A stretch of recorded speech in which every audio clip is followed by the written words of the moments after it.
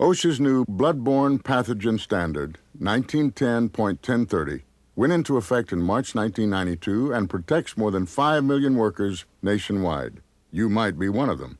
If you come in contact with blood or other body fluids on the job, the following guidelines have been established for your protection. The Bloodborne Pathogen Standard contains 7 parts. Develop a written exposure control plan, comply with universal precautions of infection control, offer vaccinations against hepatitis, establish post-exposure and follow-up procedures, provide hazard communication, training, and information, and establish record-keeping procedures. The written exposure control plan includes a list of the job types, job descriptions, and job procedures where exposure is most likely.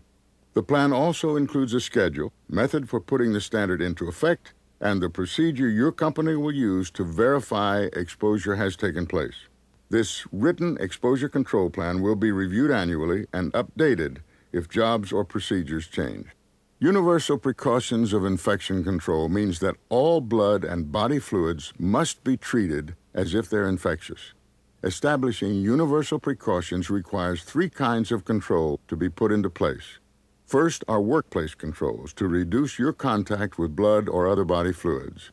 Facilities and procedures for hand washing are examples of workplace controls.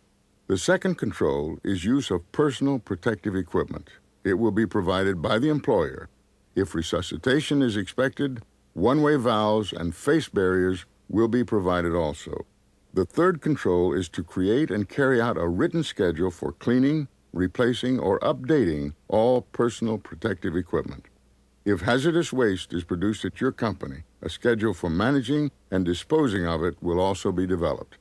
Employers will offer the hepatitis vaccination to all workers at risk of exposure to blood or other body fluids. It will be made available within 10 days of job assignment. If exposure does occur, your employer will provide you with confidential medical evaluation and follow-up.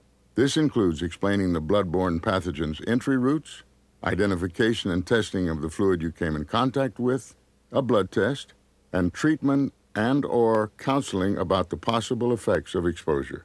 All possibly infectious material must be labeled in accordance with established OSHA hazardous material standards. And if blood or other infectious materials become waste, appropriate containers and warning labels must be used. Your employer will provide training and information if you're at risk of exposure.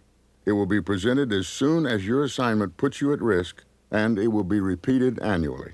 The training will include an explanation of the kinds of bloodborne diseases, a description of how they're transmitted, a copy and explanation of the OSHA standard, a description of the control plan, work practices, protective equipment, and any other resources your employer uses to protect you.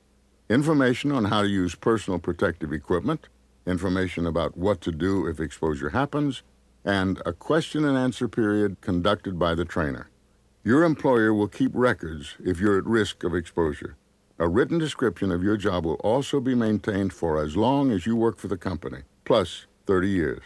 And this information will remain confidential. Records of the training you receive about the bloodborne pathogen standard will also be maintained and will be kept on file for 3 years. OSHA's bloodborne pathogen standard is designed to define those who are at risk. If you are at risk and want to know more, your employer will provide you with a copy of the standard as part of your training. Remember, the risk of exposure can be greatly reduced by following the guidelines in the standard. This is Claude Akins reminding you that safety is your job too.